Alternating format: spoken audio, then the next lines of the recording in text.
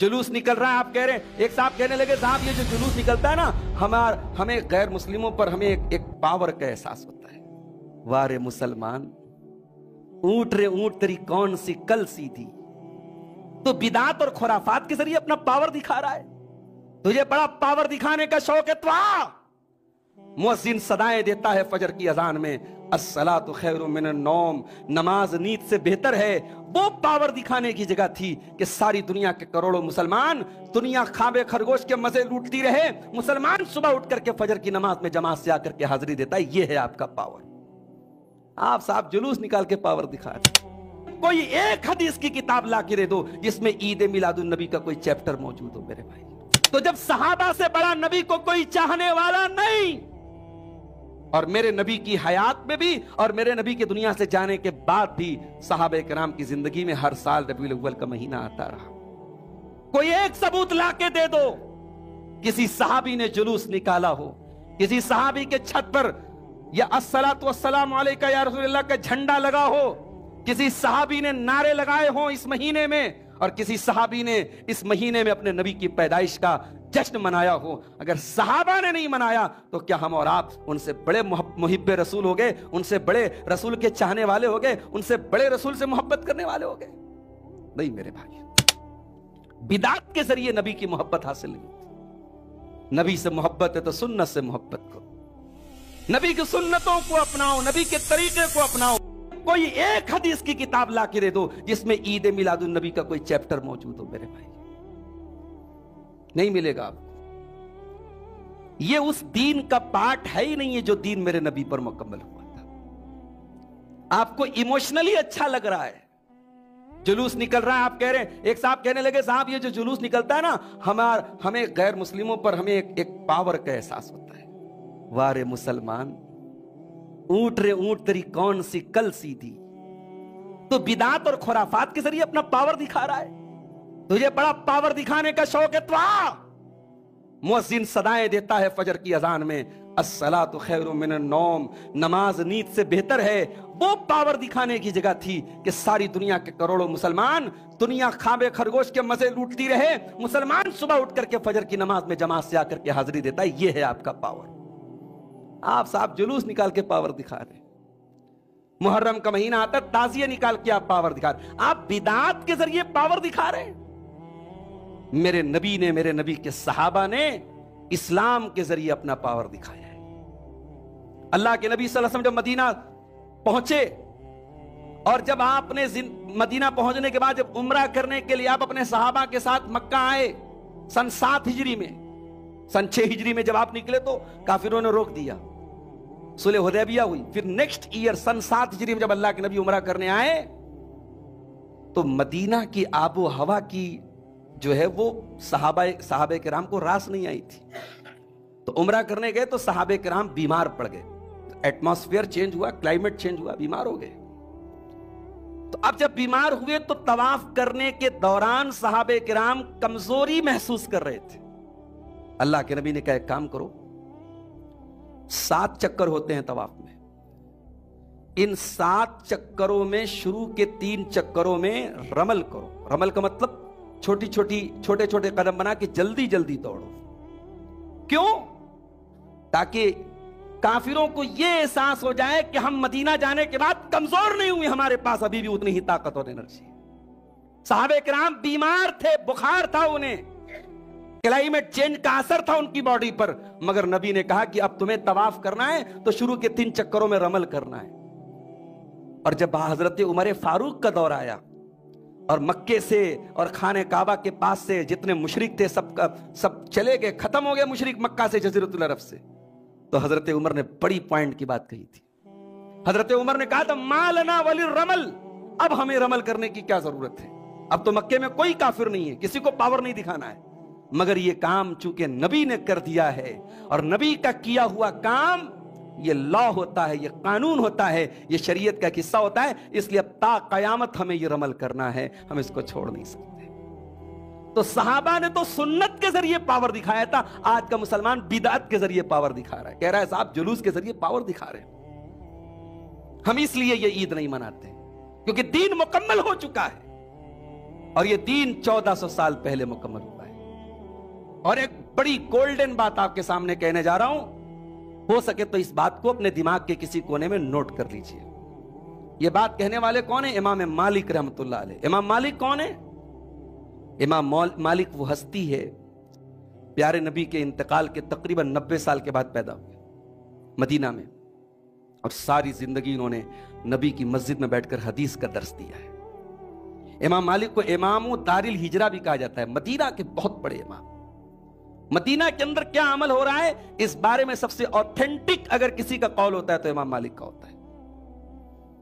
امام مالک وہ ہستی ہے مدینہ کے اندر بیٹھ کے نبی کی مسجد میں بیٹھ کے حدیث کا درس دیتے. امام مالک کہتے ہیں من ابتدع فی الاسلام بدعتا حسنتا، اگر کوئی اسلام کے اندر بدعت نکالتا ہے اور وہ یہ سمجھ کر کے نکالتا ہے کہ یہ بدعت اچھی بدعت ہے، کسی بدعت کو اچھی بدعت سمجھ کر کے کرتا ہے، فقد زعم ان محمدن صلی اللہ علیہ وسلم خان الرسالہ، تو وہ یہ کلیم کرتا ہے، وہ یہ دعویٰ کرتا ہے کہ محمد رسول اللہ صلی اللہ علیہ وسلم نے اللہ کی رسالت کا حق ادا نہیں کیا. کتنی بڑی بات ہے.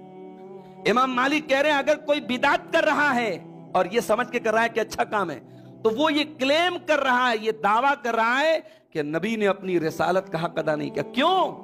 اس لیے کہ اللہ قرآن میں کہہ رہا ہے الیوم اکملت لکم دینکم، اے نبی میں نے اپنے دین کو مکمل کر دیا ہے. امام مالک کہتے ہیں اللہ نے جب یہ آیت اتاری، اللہ نے کہا آج میں نے اپنے دین کو مکمل کر دیا ہے. تو جو اس دن دین کا حصہ جو چیز نہیں تھی وہ آج بھی دین کا حصہ نہیں بن سکتی. یہ امام مالک اپنے دور میں کہہ رہے ہیں، نبی کے انتقال کے 100 سال کے بعد.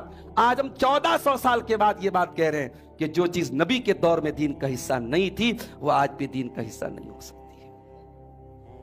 ہم عید میلاد النبی اس لیے نہیں مناتے ہیں کیونکہ نبی سے سب سے زیادہ محبت اگر کوئی کرتا تھا نبی کے صحابہ کرتے تھے. ہماری محبتیں جھنڈوں کے ذریعے ظاہر ہو جاتی ہیں. ہماری محبتیں نبی کا نام آیا انگوٹھا چوم لیا ہو گئی محبت. ہماری محبت تو صاحب بائک کے اوپر چھوٹی سی جھنڈی لگا لیا ظاہر ہو گیا کہ ہم رسول سے بڑی محبت کرتے ہیں. معاف کرنا میرے بھائیوں، صحابہ کی محبت میں شو آف نہیں تھا. صحابہ کی محبت بڑی سچی بڑی خالص محبت تھی. صحابہ اپنے نبی سے اتنی محبت کرتے تھے کہ ہم تصور نہیں کر سکتے، ہم سوچ نہیں سکتے. حضرت خبیب ابن عدی کو یاد کرو میرے بھائیوں، سولی پہ چڑھایا جانے والا ہے. کہا گیا ہے خبیب تیری زندگی کی کوئی آخری خواہش ہو تو بتا دے. حضرت خبیب نے کہا میری زندگی کی آخری خواہش یہ کہ 2 رکعت نماز پڑھنا چاہتا ہوں. کہا ٹھیک ہے پڑھ لو تم 2 رکعت نماز. حضرت خبیب نے بڑی ہلکی نماز پڑھی اور سلام پھیرنے کے بعد کہا کہ میں نے اس لیے ہلکی نماز پڑھی کہ کہیں تم یہ نہ سمجھو میں موت کے ڈر سے نماز کو لمبا کر رہا ہوں. ان لوگوں نے کہا ہے خبیب کیا تو یہ تمنا کرے گا، کیا تو یہ آرزو کرے گا کہ ہم تجھے چھوڑ دیں اور تیری جگہ محمد رسول اللہ صلی اللہ علیہ وسلم کو سولی پہ چڑھا دیں؟ کیا تو یہ گوارا کرے گا؟ کیا تو یہ پسند کرے گا؟ اگر ہم تجھے چھوڑ دیں اس شرط پر کہ تیری جگہ تیرے نبی کو سولی پہ چڑھا دیا جائے تو کیا تو اس کو قبول کرے گا؟ خبیب ابن عدی جواب دیتے ہیں او لوگو تم میری جگہ میرے نبی کو سولی پہ چڑھانے کی بات کرتے ہو، ارے میں تو یہ بھی گوارا نہیں کروں گا مجھے بخش دیا جائے، مجھے چھوڑ دیا جائے، میری جان بخش دی جائے اور بدلے میں میرے نبی کے پاؤں میں ایک کانٹا بھی چبھویا جائے. میرے نبی کے پاؤں میں ایک کانٹا چبھو کر کے اگر میری جان بچتی ہے میں اپنے نبی کے پاؤں میں وہ کانٹا بھی چبھنے نہ دوں گا. اتنی محبت کرتے تھے صحابہ. ہجرت کا سفر یاد کرو میرے بھائیوں. غار ثور میں اللہ کے نبی پہنچے، ابو بکر صدیق بھی پہنچے اور حضرت ابو بکر صدیق نے اس غار ثور کے اندر جتنے سوراخ تھے سارے سوراخوں کو کپڑے وغیرہ سے بند کر دیا. ایک سوراخ باقی رہ گیا. حضرت ابو بکر صدیق نے اپنے پاؤں کے انگوٹھے سے اس سوراخ کو بند کیا. اس کے اندر کوئی زہریلا جانور تھا، وہ بار بار نکلنے کی کوشش کر رہا تھا، ڈھنک مار رہا تھا. اور اللہ کے پیارے نبی سفر کی تھکاوٹ تھی، تھکے ہوئے تھے. آپ حضرت ابو بکر کی گود میں سو رہے تھے. حضرت ابو بکر صدیق کو وہ جانور ڈنک مار رہا ہے، تکلیف ہے، لیکن اپنے باڈی کو حرکت نہیں دے رہے ہیں کہ مبادا میرے نبی کے آرام میں خلل نہ پڑ جائے. جب ان کی تکلیف आंसुओं की शक्ल में उनकी आंखों से गिरी है, और वो गरम गरम आंसू जब जनाब मोहम्मद रसूलुल्लाह सल्लल्लाहु अलैहि वसल्लम के ऊपर गिरे हैं, अल्लाह के नबी की नींद को लिया। आपने कहा अबू बकर क्या बात है? कहा कि अल्लाह के नबी कोई जानवर डंक मार रहा है। अल्लाह के प्यारे नबी ने अपना लुआब वहां पे लगाया, उनका जख्म ठीक हो गया। इतनी मोहब्बत करते थे सहाबा अल्लाह के नबी से। हजरत सुहैब रूमी ये मक्का में रहते थे, बचपन में आए थे, गुलाम बन के आए थे, फिर मक्का में रह के इन्होंने तिजारत किया, बिजनेस किया, पैसा कमाया, अच्छा पैसा इकट्ठा कर लिया, प्यारे नबी के ऊपर ईमान लाए, प्यारे नबी सल्लल्लाहु अलैहि वसल्लम मदीना चले गए। सुहैब नहीं जा सके, जब बाद में मौका मिला मदीना जाने लगे, अपने जिंदगी भर की कमाई को इकट्ठा करके लेके जाने लगे। मक्का के काफिरों ने इनका ऊंट पकड़ लिया। कहां जा रहे हो? कहा यस्रिब जा रहा हूं, मदीना जा रहा हूं अपने नबी के पास। कहा कि ऐ सुहैब, मक्का में आए थे तो खाली हाथ थे, फकीर थे, एक फूटी कौड़ी तुम्हारे पास नहीं थी, हमारे बीच में रह के तुमने पैसा कमाया, बिजनेस किया, इतना माल इकट्ठा किया, आज चाहते हो सब जो है बटोर के लेके चले जाओ, हम ऐसा नहीं करने देंगे। का फिर क्या करोगे? का तुम्हें जाना है तो जाओ, अपना सारा माल हमें देके जाना पड़ेगा। जिंदगी भर की कमाई इस्लाम के लिए, अपने नबी के लिए, नबी की मोहब्बत के लिए सुहैब रूमी ने पल भर में कुर्बान कर दी। कहा जाओ, अगर तुम्हें ये इस माल का लालच है और इस वजह से तुम मुझे रोक रहे हो, तो जाओ मैं ये माल तुमको देता हूं। और हजरत सुहैब रूमी रज़ी अल्लाह तआला अन्हु खाली हाथ जिंदगी भर की सारी गाड़ी कमाई उनके मक्का के काफिरों के हवाले करके चले गए। और जब मदीना पहुंचे हैं, अल्लाह के प्यारे नबी ने इनको गले से लगाया, पहली नजर पड़ी तो गले से लगाया और कहा, अल्लाह की तरफ से अल्लाह के नबी को बता दिया गया था, आपने कहा कि ऐ सुहैब, रबिहतल बैया, तूने बड़े फायदे का सौदा किया है, तूने कोई घाटा नहीं कमाया, तूने कोई लॉस नहीं किया, तूने बहुत बड़ा प्रॉफिट कमाया है, तूने फायदे का सौदा किया है। ये सहाबे किराम थे मेरे भाई। हम और आप बातें कर सकते हैं, हमारी मोहब्बत ज़बानी मोहब्बत, हमारी मोहब्बत गुफ्तार की मोहब्बत, और सहाबा की मोहब्बत किरदार की मोहब्बत, सहाबा की मोहब्बत अमली मोहब्बत, सहाबा की मोहब्बत प्रैक्टिकल मोहब्बत। तो जो सहाबा नबी से इतनी मोहब्बत करते थे, उनकी मोहब्बत की गवाही कुरान दे रहा है।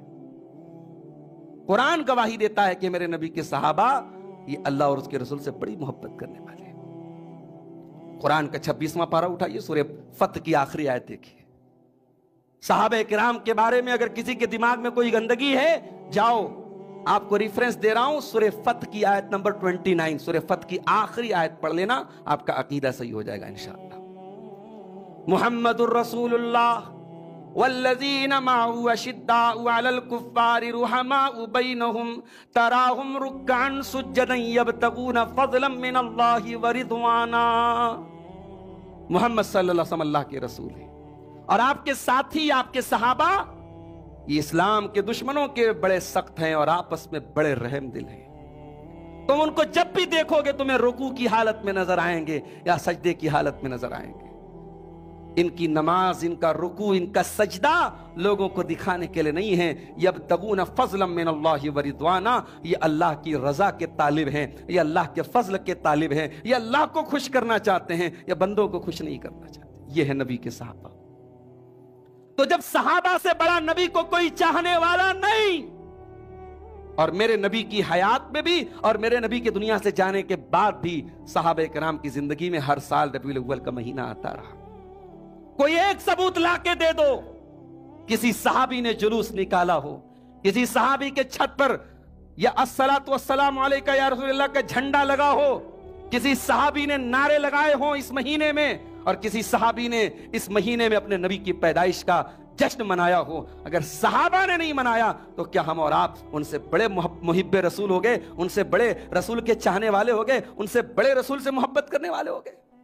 नहीं मेरे भाई, बिदात के जरिए नबी की मोहब्बत हासिल नहीं होती। नबी से मोहब्बत है तो सुन्नत से मोहब्बत करो, नबी की सुन्नतों को अपनाओ, नबी के तरीके को अपनाओ। अल्लाह के नबी फरमाते हैं, मन अहब्ब सुन्नती फकत अहब्बनी व मन अहब्बनी कान मैया फिल जन्ना, कि जो मेरी सुन्नत से मोहब्बत करेगा वो मुझसे मोहब्बत करता है, और जो मुझसे मोहब्बत करेगा वो जन्नत में मेरे साथ रहेगा। तो जिसको नबी से मोहब्बत है वो नबी की सुन्नत से मोहब्बत करेगा। बिदात को सीने से लगाने वाला नबी से मोहब्बत का झूठा दावा करता है।